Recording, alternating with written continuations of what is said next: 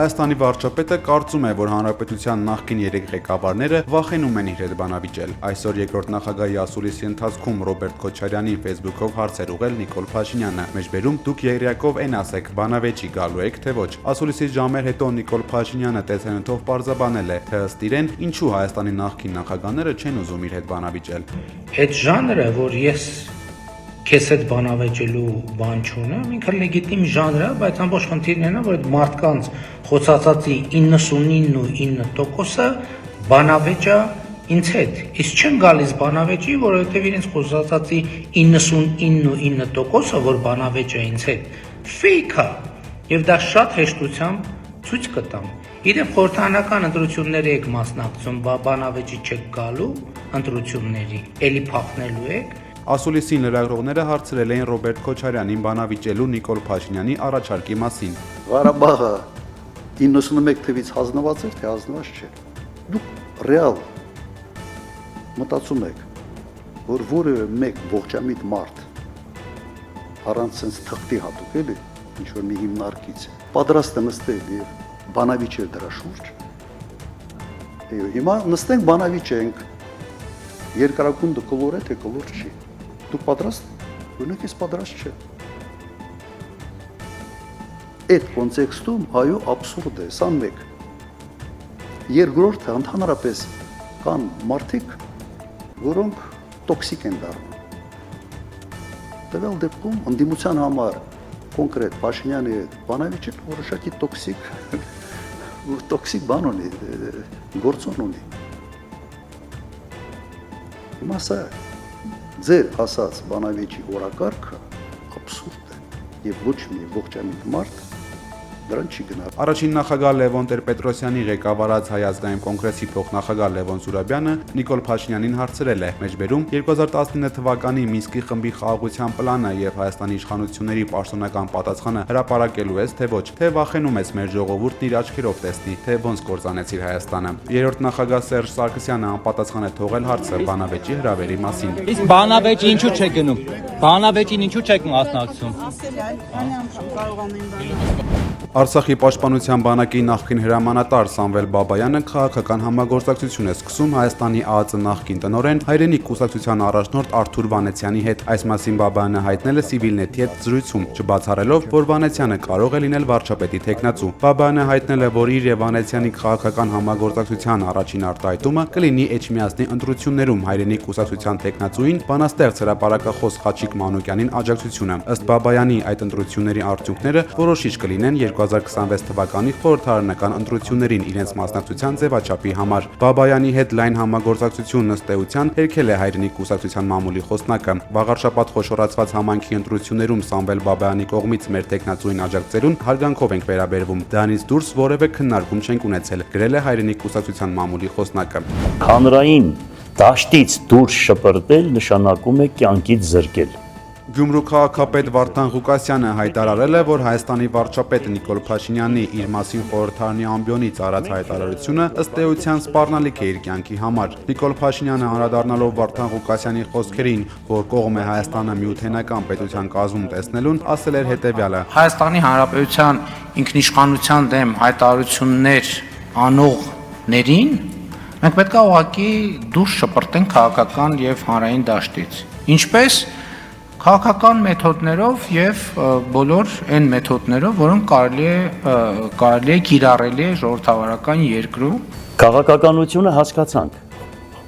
Իրավունք չունեն, բայց խոսում են, բայց հանրային դաշտից դուրս շպրտել նշանակում է, այսինքն ուր տանել այդ մարդուն լուսին, թե կյանքից զրկել։ Այսինքն իրեն ինքը հայտարարություն է անում թիվ 1 ամբիոնից եւ այսօրվա Հայաստանի Հանրապետության վարչապետը մենք հասկանում ենք իրավական կոնսուլտացիա ենք արել, որ հիմա ես հայտարարություն եմ անում Հայաստանի Հանրապետության բոլոր իրավական ոլորտին, որ հանրային դաշտից դուրս շպրտել նշանակում է կյանքից զրկել։ Ղուկասյանը այսօր Գյումրու քաղաքապետարանում հրատապ ճեպազրույց է կազմակերպել այն բանից հետո, երբ առավոտյան ոստիկանության բարեկային ծառայությունը փորձել է բերման ենթարկել քաղաքապետին պատկանող ավտոմեքենան։ Բարեկային ծառայության աշխատակիցները գործողությունը պատճառաբանել են մեքենայի տեխնիկական խնդիրներով եւ որ այն իրավունք չունի շահագործվել։ Ըստ նրանց մեքենան զրահապատ է եւ չի համապատասխանում շահագործման կանոններին։ Ոստիկանները պահանջել են ավտոմեքենան քարշակով տեղափոխել ոստիկանության բաժանմունք։ Ղուկասյանը տեղի ունեցածը համարում է Երևանից իջեցված ուղիղ հրահանգ, քանի որ ամբողջ ճանապարհին ոստիկանական մեքենաները հետևել են իրեն։ Ուրեմն 4 մեքենա ամեն խաչմերուկի վրա կանգնեցրել են ու գալիս են մեր հետևից, ասում են պատահականություն է։ Միանշանակ պատահականություն չէ, ուրեմն կաշկադրություն է։ Նա կոչ արել իրեն ձայն տված գյումրեցիներին առաջին զանգով հավաքվել իր շուրջը։ Հանգարց որևիցե մի ոտնձգություն մենք տեղյակ կպահենք վարքյանական հեռախոսները մենք հիմա այսպես 10 հոգի, 20 հոգի, 30 հոգի թող իրար այդ կաբերի մեջ լինեն։ Երբ ես հանգարց տեղյակ պահեցի, ուրեմն լցվում եք իմ կողքը ձեր ձայնը պաշտպանելու։ Ես ելել եմ ձեզ համար, ասում եմ 65 տարեկան եմ, ինձ քաղաքական ոչ մի բան պետք չէր։ Բայց հիմա ժամ ինձ ստիպում է այս պահվածքը ոչ, ուրեմն ինչ ասեմ, հագա դեմոկրատական մարդկային խոսքի դեմ պահվածքը, որ ես անպայման պետք է սրանց դեմ ավելի ուժեղ, ուրեմն գործունեություն ծավալեմ։ Հայաստանի վարչապետը զանգահարել է Ռուսաստանի նախագահին շնորհավորել ծննդյան առթիվ։ Մեր կառավարությունը հայտնում է, որ հեռախոսազրույցի ընթացքում Նիկոլ Փաշինյանը բարձր է գնահատել Վլադիմիր Պուտինի անձնական ներդրումը Հայաստանի եւ Ռուսաստանի հարաբերությունների հետագա զարգացման գործում։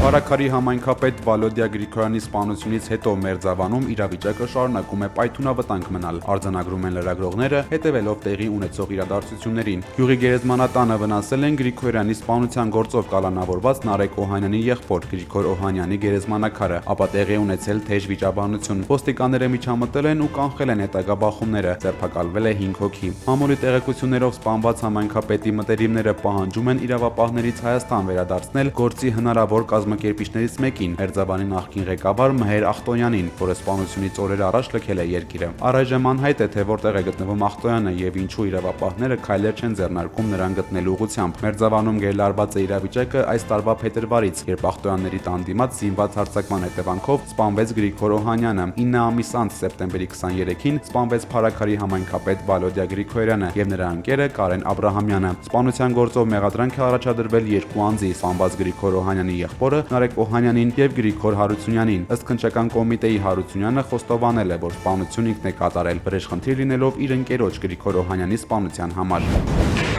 Փարաքարի համայնքապետ Վալոդիա Գրիգորյանի սպանությունից ավելի քան 2 շաբաթ անց Փարաքար խոշորացված համայնքի ավականին ընտրել է նոր համայնքապետ։ 12 կողմձայնով Վալոդիա Գրիգորյանին կփոխարինի նրա թիմակից Միասնություն դաշինքի անդամ Օնիկ Ախվերդյանը։ Արտահերտ նիստի մեկնարկին Փարաքարի ավականին 1 րոպե լռությամբ հարգել է Վալոդիա Գրիգորյանի հիշատակը։ Օնիկ Ախվերդյանը մարտին կայացած ընտրություններում քվեաթերթիկում երկրորդն էր Վալոդիա Գրիգորյանից հետո։ Քաղաքացիական պայմանագիր եւ Դավիթ Մինասյան դաշինքները չեն մասնակցել ավականու արտահերտ Անհետ կորած զինծառայող Սարգիս Ղուկասյանի հորեղբայրը Արսեն Ղուկասյանը 1 ամսով կալանավորվել է խուլիգանության եւ պաշտոնատար անձի օրինական ծառայողական գործունեությանը միջամտելու մեղադրանքով, հայտնել է փաստաբան Տաթևիկ Սողոյանը։ Այս նույն հոդվածներով Ղուկասյանի հետ միասին ձերբակալվել էր նաեւ անհետ կորած զինվորի հայր Աբիջան Սարգսյանը։ Ավելի ուշ նրան ազատ են արձակել։ Զինվորների հարազատներին ձերբակալել էին սեպտեմբերի 29-ին Պաշտպանության նախարարության շենքի մոտ տեղի ունեցած քաշքշուկի գործով, Պաշտպանության նախարարության եւ ռազմական ոստիկանության ծառայողների հաղորդումների հիմքով։ 44-օրյա պատերազմի ընթացքում անհետ կորած զինծառայողների ծնողներն ու հարազատները սեպտեմբերի 29-ին հավաքվել էին նախարարության շենքի դիմաց, պահանջելով հանդիպում զինված ուժերի գլխավոր շտաբի պետ Էդուարդ Ասրյանի հետ։ Մի քանի ժամ սպասելուց հետո հանդիպումը տեղի էր ունեցել։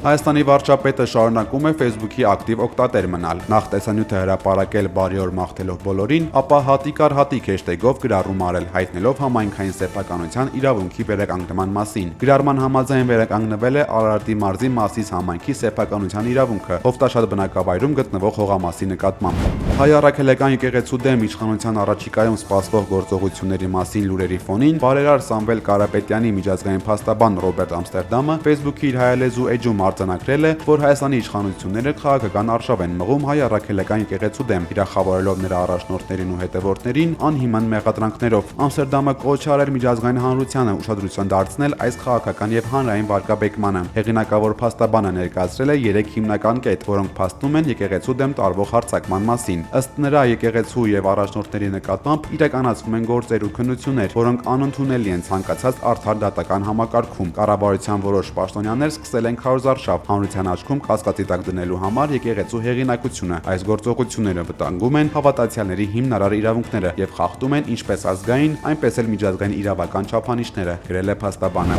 Հայաստանի վարչապետը ադրբեջանցի գործընկերոջ հետ Կոպենհագենում վերջին հանդիպման ժամանակ քննարկել է Զանգեզուրի միջանցք արտահայտության կիրառման խնդիրը, ասել է Նիկոլ Փաշինյանի մամուլի խոսնակը, նկատելով, որ հայկական կողմը վերահաստատել է իր հստակ դիրքորոշումը, որ այդ խոսույթը որևէ կերպ չի կարող վերաբերել Հայաստանի Հանրապետության տարածքին։ Armenpress-ի հետ զրույցում Նազելի Բաղդասարյանը սակայն չի ասել, թե ինչ է պատասխանել Իլհամ Ալիևը Նիկոլ Փաշինյանին, քանի որ այսօր թուրքական երկրների առաջնորդների հավաքին Ալիևը նորից է կրկնել Զանգեզուրի միջանցք բառակապակցությունը։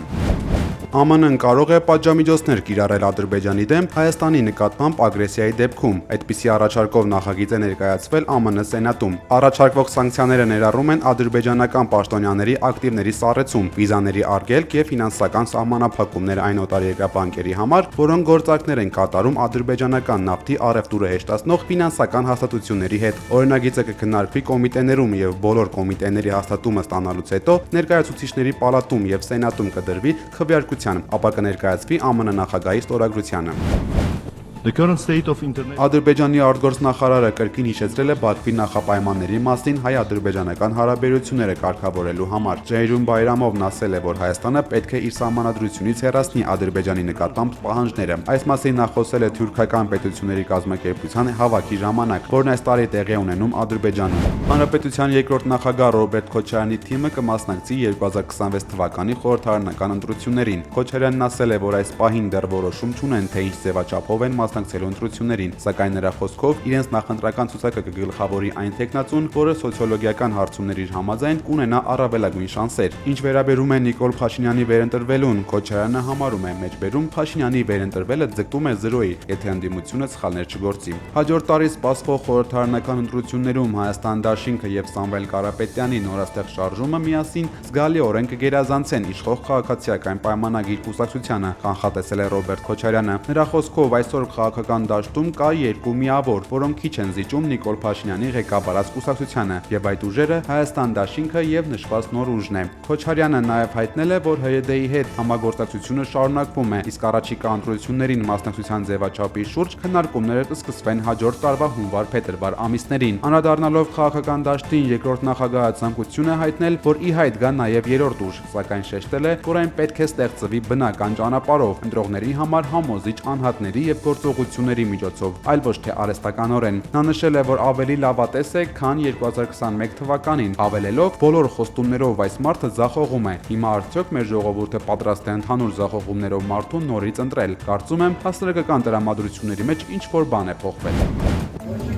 Ֆրանսիայի վարչապետ Բենյամին Լեկորնյուի գրասենյակի հարևանությամբ ուժգին պայթյունի ձայներ են լսվել։ Ակնատեսների փոխանցմամբ փողոցում կայանված մեքենայում միանգամից 3 պայթյուն է տեղի ունեցել։ Հրշեջները լրագրողներին հայտնել են, որ մեքենայի պայթյունի պատճառը անսարքությունն է եղել։ Դեպքի վայրում աշխատող լրագրողները պարզել են, որ պայթյունի տարածքում նախկին վարչապետը ծրագրված հանդիպումներ է ունեցել։ Միջադեպի հետևանքով զոհեր եւ վիրավորներ չկան։ Արտակարգ այս դեպքը տեղի ունենում Ֆրանսիայի վարչապետի հրաժարականից 1 օր անց։ Լեկորնյուն 3 շաբաթ պաշտոնավարելուց հետո կառավարության նոր կազմի հաստատման հաջորդ օրը հրաժարականներ ներկայացրել, պատճառաբանելով գործադիրի նոր անդամների հասցեին ծուր քննադատությունը։ Ֆրանսիայի վարչապետի պաշտոնից հեռանալուց ժամեր անց ընդդիմությունը նախագահ Մակրոնին կոչ էր արել վերջ դնել քաղաքական քաոսին եւ հրաժարական տալ։ Սոչիի եւ Գելենջիկի օդանավակայաններում վերացվել են թռիչքների եւ վայրեջքների սահմանափակումները։ Այս մասին հայտնել է ռուս ավիացիան։ Սահմանափակումները կիրառվել են հոկտեմբերի 5-ի գիշերը, երբ Սև ծովի վրա ռուսական ուժերը ոչնչացրել են տասնյակ անօդաչու թռչող սարքեր։ Ի դեպ անցած գիշեր նույնպես ռուսական հակաօդային պաշտպանության համակարգերը Դաշնության տարածքում ոչնչացրել են 184 ուկրաինական անօդաչուներ։ Միջարկ շրջաններում թռիչքների ժամանակավոր սահմանափակումներ են մտցվել։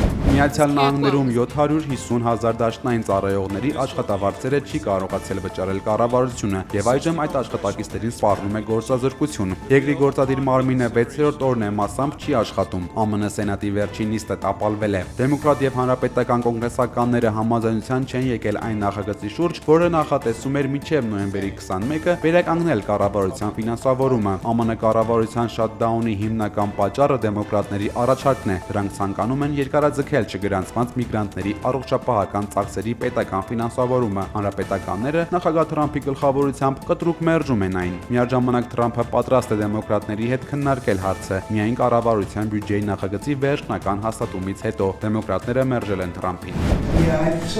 ԱՄՆ նախագահ Դոնալդ Թրամփը հայտարարել է մեջբերում ինչ որ իմաստով որոշում է ընդունել Ուկրաինային տոմահավք հեռահար հրթիռներ մատակարարելու վերաբերյալ։ Դեռևս հայտնի չէ թե կոնկրետ ինչ որոշում է ընդունել Թրամփը, սակայն հայտնել է, որ ցանկանում է իմանալ հատկապես ինչի համար են օգտագործվելու հրթիռները։ Ես ուզում եմ իմանալ, թե ուր են դրանք ուղարկելու։ Կարծում եմ ես այդ հարցը պետք է տամ, ասել է նա։ Միևնույն ժամանակ Թրամփը նշել է, որ Ուկրաինային զենք մատակարարելու որոշում կայացնելիս փորձում է խուսափել հակամարտության էսկալացիայից։ Ես չեմ ձգտում սրել իրավիճակը, ասել է Սպիտակ տան ղեկավարը։ Ուկրաինան բացահայտ հայտարարել է, որ ամերիկյան հեռահրթիռներն իրեն պետք են Ռուսաստանի խորքում գտնվող թիրախներին հարվածելու համար։ Կրեմլի խոսնակ Դմիտրի Պեսկովը ի պատասխան Թրամփի հայտարարության ասել է, որ հրթիռների մատակարարումը Ուկրաինային բերելու է լարվածության նոր փուլ։ Մոսկվան դեռ վստահ է, ԱՄՆ նախագահը ցանկանում է ուկրաինական հակամարտությունը խաղաղ ճանապարհով կարգավորել։ Ավելի վաղ Ռուսաստանի նախագահ Վլադիմիր Պուտինը ասել էր, որ վերջ կդրվի ռուսո-ամերիկյան հարաբերություններին, եթե Թրամփը որոշի Ուկրաինային տրամադրել հեռահար հրթիռներ։ С большим удовольствием. Ռուսաստանի արտգործնախարար Սերգեյ Լավրովը հայտարարել է, որ Աֆղանստանի հետ պատերազմյան վերականգնման համար Արևմուտքը պետք է պատասխանատվություն ստանձնի։ Աֆղանստանի հարցով Մոսկովյան 7-րդ խորհրդակցությունների ժամանակ Դաշնության գլխավոր դիվանագետը նշել է, որ Արևմուտքի գործողությունները Աֆղանստանի դեմ, այդ թվում ֆինանսական ակտիվների սառեցումն ու բանկային ոլորտի սահմանափակումները շարունակվում են լուրջ խնդիրներ ստեղծել երկրի համար։ Լավրովը նաև շեշտել է, որ անընդունելի է երրորդ պետության ռազմական ներկայությունը Աֆղանստանի տարածքում։ Դա կարող է հանգեցնել իրավիճակի ապակայունացման եւ նոր հակամարտությունների, նկատել է Լավրովը։ Աֆղանստանի հարցով ամենամյա քննարկմանը, որին ավանդաբար մասնակցում են Ռուսաստանի, Հնդկաստանի, Իրանի, Ղազախստանի, Қырғызստանի, Չինաստանի, Պակիստանի, Տաջիկստանի, Թուրքմենստանի եւ Ուզբեկստանի հատուկ ներկայացուցիչները, այս տարի առաջին անգամ միացել են նաեւ Աֆղանստանի պատվիրակությունը արտաքին գործերի նախարարի գլխավորությամբ։ Աֆղանստանը 2021 թվականի օգոստոսից ամերիկյան զորքերի դուրսբերումից հետո ղեկավարում է Թալիբան շարժումը։ Վաղ առավոտից Ռուսաստանի մայրաքաղաք Մոսկվան պատել է խիտ մառախուղով։ Ռուսական մեգապոլիսում ճանապարհների տեսանելիությունը վտանգավոր ցածր մակարդակի վրա է։ Ռուսաստանի արտակարգ իրավիճակների նախարարությունը վարորդներին հորդորել է միացնել մեքենաների հակամառախուղային լույսերը եւ խուսափել կտրուկ շրջադարձերից։ Հետիոտներին խորհուրդ է տրվել հագուստի վրա կրել լույսն անդրադարձնող տարրեր, զգուշությամբ անցնել ճանապարհը։ Հայաստանի իշխանությունը հետքայլ է անում եկամուտների համընդհանուր հայտարարագրման պահանջից, արձանագրել է վերլուծաբանները, կարդալով քաղաքացիական պայմանագրի նոր օրենսդրական նախագիծը, որը սահմանում է, եթե քաղաքացին համարում է, որ Պեկին տեսանելի եկամուտներից բացի այլ եկամուտ չունի, կարող է չլրացնել հայտարարագիր։